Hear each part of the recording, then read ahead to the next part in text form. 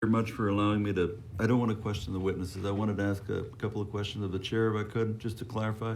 Would that be okay? Chair, you have questions? Thank you.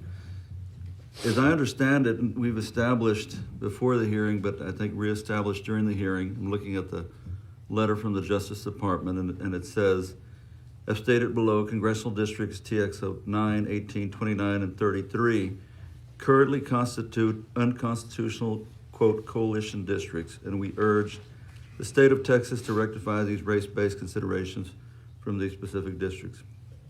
And so, this was sent to the governor. It moved the governor to put on the call that we needed to have a special session that included responding to the Justice Department's request. Is that the way you see it as well? I think you said you see it that way, so I'll say you see it that way. As the chair stated earlier, you'd have to ask the Department of Justice what they mean with this letter. The letter pretty specifically says, you can read the second sentence in the first paragraph. So that's what it says, and it specifically says that these four districts, 9, 18, 29, and 33, currently constitute unconstitutional coalition districts. So the question I have for you, Chairman, is then you as chairman, presumably, put together the notice of public hearing. Is that right? You put it? That is correct. Okay. In it, and the reason I ask is because you cover the congressional district in which I live, which is District 28. And so you say in the notice, this hearing will focus on counties of the state lying wholly or partly within congressional districts 10. I'll start with this, 10. So is it the chair's position that 10 is also one of the districts in addition to the four that the Justice Department references? You're adding District 10 to that, is that right? The chair noticed the hearings based off of since there were going to be 3 initial hearings on any revisions to the plan, which was in response to the governor's proclamation, I divided the state up into 3. That is the sole reason why today's hearing, as is customary, every time that we've done redistricting, to my knowledge, we have these types of pre-hearings. They sometimes refer to them colloquially as field hearings or informational gathering hearings. Mm-hmm. And there has to be some type of division of focus to encourage us to focus on something.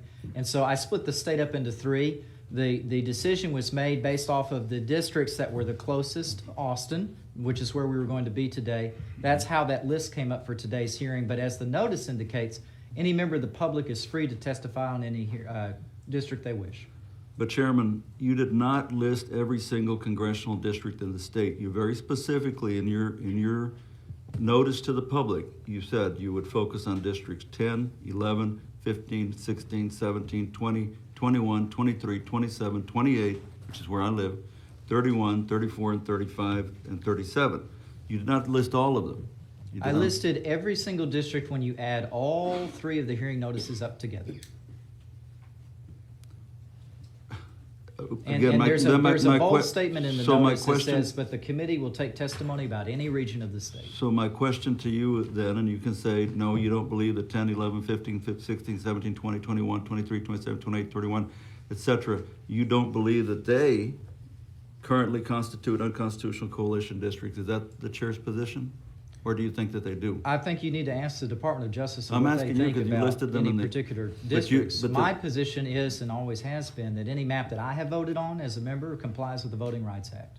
Correct, but the reason that we have this hearing is directly because of this letter from the Justice Department, and they specifically point out Texas 9, 18, 29, and 33. They do not point out 10, 11, 15, and certainly don't put 28. So I'm asking you, why would you have put those specific numbers? And by the way, because the chair did not set this schedule based off of the letter from the Department of Justice, but from the governor's proclamation, which is not limited to particular districts. But the governor has said, he has said many times by now that this letter, this request by the Justice Department is the reason that he has put it on the agenda. And because he has put it on the agenda, you are having a hearing today. You've said that. I have said that it is customary for the legislature, when the governor places an item on the call, to take up that item. And so that item that was listed was revisions to the Congressional Redistricting Plan.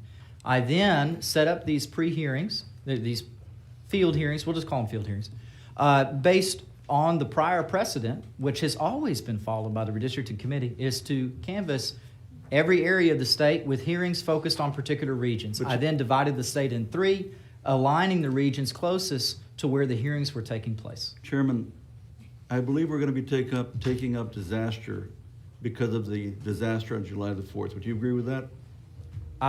Whether or not, certainly a committee, a select committee has been appointed Right. to take up the disaster items, and they've held a hearing already, and they will hold another. Would you agree that they're doing it because of the recent disaster? I would say that would probably be Yes. obvious, but I would say this. And so, Chairman, with all respect. Let's keep the questions limited to the Okay. business before the committee. But that was an example that, just like the reason that we're taking up disaster is because of July 4th, because of that storm, the reason we are taking this up, but the governor has said it, and I just want to establish, the governor has said that he is taking it up. He's asking us to take it up because of this letter from the Justice Department.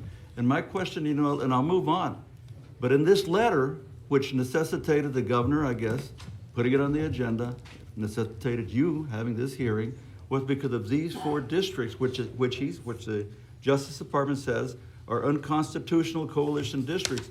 And what bothers me, I have to tell you, because it includes my district, my area, is that then you expand that to all these other districts. You specifically put them in the announcement, Chairman. Now, if you don't want to answer it, that's okay.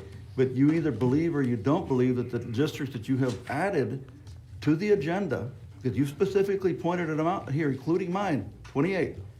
You either believe that they are also, like the Justice Department believes, unconstitutional coalition districts, or you don't want to answer it. It's up. I'm just curious. I would reject the gentleman's hypothetical. I think that the chair has succinctly answered already why the list is the way it is. It was chosen because the governor's call asked for revised congressional district plan. I then followed the practice of every redistricting that I'm aware of, which is to have hearings that go around the entire state in the sense of covering all the regions. We had 3 hearings. We divided the state in 3. Ipso facto, the list.